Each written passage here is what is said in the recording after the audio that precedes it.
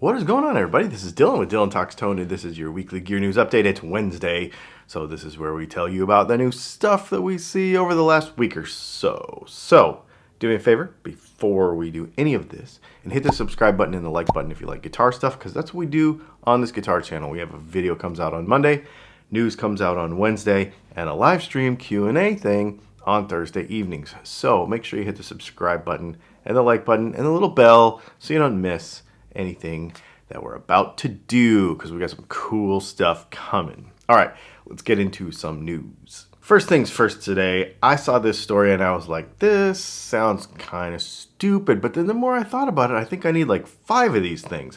This is the new Fender Ampersand. And what this basically is a guitar stand, but it's not really. It's just like a cradle for the neck of your guitar that's got like suction cuppy, it's probably that rubbery micro suction stuff that you can wash off. That's what it sounds like from when you read the stuff. But basically you can stick it on any flat surface and then it's stationary and you can lean your guitar against it. I think it's genius because we've all leaned our guitar against something and had it like slide off. And you know, you could lean a Gibson against a Fender amp stand to save your peg head if you wanted to. I think I need one on the end table in my living room. I need one against my work desk. I need one on my amp. Like, I could think of a few places where I could use one of these things. They're 20 bucks. You can get them at fender.com. And even the back of it where you can like throw some picks looks like the ashtray on a Telecaster. It's kind of cool. They're made in the USA too. So kind of a neat little thing. It's got a little cable channel so that you can like run the cable through it. So it's like strain relief, although I don't know about that. But anyway, pretty cool. I dig what I thought was dumb. Took another look. Makes a lot of sense. Way Huge has released a 30th anniversary Red Llama, which is the very first overdrive, basically, or maybe the very first pedal they ever made. And there it is. You can see it right there. But you've also noticed that even though it looks basically the same, it's smaller. You know, Way Huge pedals are kind of huge and they're a little bit big on your pedal board, so they made it more pedal board sized. They also say that they used some updated, you know, it's 30 years, technology's come a long way, there's better ways to make stuff quieter and that sort of thing, so they've put some new technology into this thing, but they say it will sound exactly the same. I will leave a link to this in the description, as well as much of this stuff as I can find today. Do me a favor and do some shopping around. Helps when you click those links, even if you don't buy anything. I do appreciate it.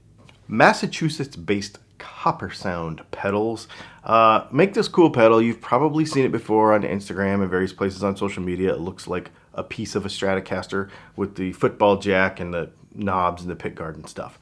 Funny thing, if you order this pedal right here, you can customize the pedal as well as the knobs and pickguard and stuff to match your guitar if that's a thing you're into. But the most important thing about this pedal is that it's an overdrive and a boost. There's a switch on the back that selects whether you're going to use the boost side or you're going to use the overdrive side.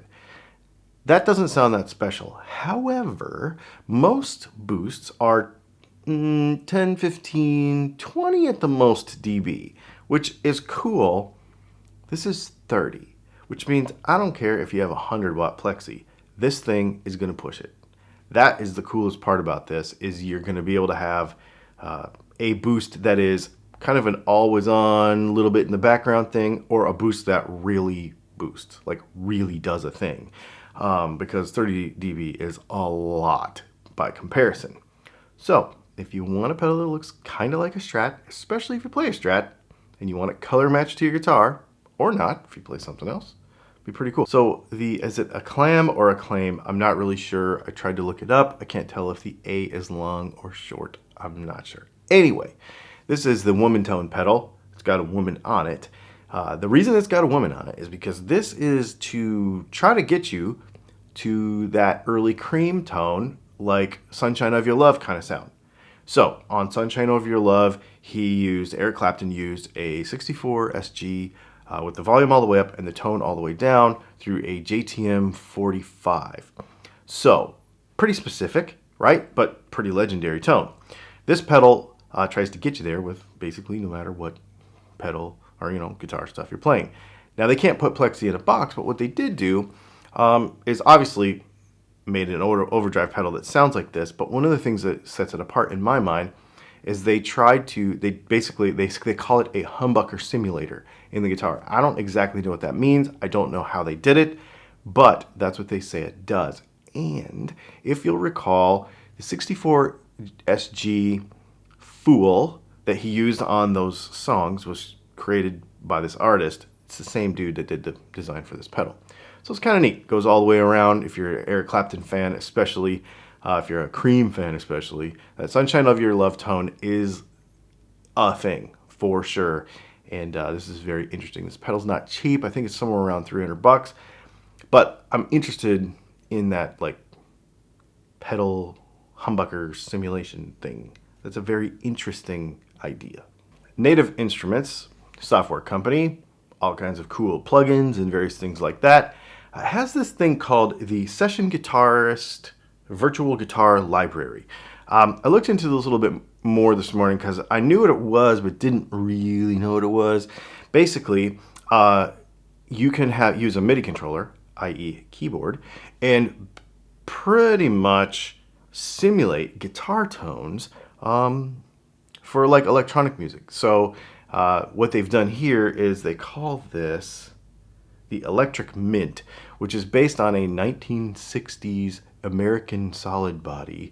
Basically, they put Strat tones into their library. And so this is a bunch of loops, a bunch of sounds, a bunch of cabinet simulations, and that sort of thing, so that you can insert guitar tone into your music. You might think this is stupid, but if you go to the website, especially if you're a creator who is, there's a lot of applications for this, really. A lot of applications, and it's very, very popular, and obviously that's why they're doing it. They already have like Les Paul, like 59 burst kind of sounds, and a bunch of other stuff. You can go to their website and hear them, and they're really, really cool. And I can understand why a lot of music creators are going to use this stuff. So anyway, they made a Strat version of it, which I think is pretty cool. You can get this pack for about $100. I think we've talked about this guitar before, actually when we first started doing the news, the Reddick Voyager. So this is kind of, basically it's a pickup swap sort of guitar, similar to something that I have. It's different the way they do it, but the old versions of these were like a laminated thing. I don't want to say it's plywood because I don't think it was. I think it was like a couple of different pieces of wood, but the way they put it together was a little different. These are solid ash bodies. This is a new updated design, a little bit different, much higher quality. I think they're somewhere around $1,600, something like that. And you can get all these different pickup swap combinations and stuff, but they're ash bodies. I think if you go up to $1,800, something like that, then you have some other choices as well. So Reddick guitars, taking the pickup swap thing and trying to evolve it and make it a little bit better. It looks pretty nice. I feel like Fender Japan always takes a regular Fender idea and makes it just a little bit wacky, but I feel like most of them are hits. And I have to say, the new Acoustasonic that they just came out with, so I think they came out with two different Tele ones, a paisley-ish looking one and a flowery-ish looking one. They're both flowery colors though. This is not necessarily new because the American ones the American ones I think came out with that black paisley one, which looks pretty cool. This is a completely different color scheme though. It should be noted that these made in Japan versions are made on the platform of the American Acoustasonic. So this is not based on the cheaper version. The reason that's important is because the pickup combinations and the sound combinations that you can get on the American one are different. There's more of them. So just know that if you order one of these, or you can get one of these, or it's available to you somehow, that you're going to get the kind of like the American version of it, but the Japan version of it. You know what I mean. Anyway, there you go. The new flowery Acoustasonic. I think it's pretty cool. I feel like this next story requires like that, the Kermit the Frog, that's none of my business kind of like, thing. Anyway, I haven't finished my coffee yet this morning. So, Gibson brand president, Cesar, I can never remember how to say his name. Anyway, you know who I'm talking about. a lot of times will use his personal Instagram to kind of float ideas or leak ideas that Gibson is doing. So we know that as a couple years ago or a year and a half ago or ish, something like that, when they really launched in earnest the whole Murphy Lab thing, which is basically kind of the relic-y, agey, like Fender Custom Shop, but Gibson version of that sort of stuff, because Gibsons look different when they get older than like the Fender Custom Shop stuff does. So it's, anyway, Gibson's version of that. I think they're fantastic. I've been there and seen the stuff in person, played it. If you've seen one in person, they're really, really cool. So what about, and we're just going to say it like the thumbnail said, Relic Acoustics. I am totally into this idea. He posted a couple of different pictures of Gibson acoustic guitars. One kind of really way more beat up, like you can see there, and then one that is just like the finish is aged, like it's been sitting around a long time. I really like this. I think this is a really cool idea. I think they look fantastic. This is obviously going to be very, polarizing in the comments and stuff, but I've always liked Relic guitars. I think they're really cool. I don't have 70 years to play a guitar left in my life and, wear it out. I just don't. So I think it's cool. Anyway, there you go. What do you think? Let me know in the comments. Would you buy one of these? They're probably not going to be cheap, obviously, because they're Murphy Lab, but it doesn't matter. If you can get one, get one. I think they're cool. Let me know what you think in the comments below. Make sure you come and hang out for our live stream on Thursday night at 8 p.m. Eastern. We're actually going to be on the road again. We're only in town, only home for a day and a half, and then we're back out again. We were in Daytona Beach last weekend. We got to go out for another 3 or 4 days, and then we'll be back home again. We are building a ton of pickups. I hired somebody. We are slammed and having fun. Like, this is great.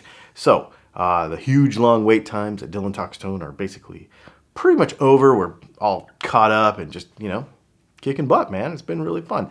As well as we got a really cool new thing coming for the channel. I actually hired a video editor.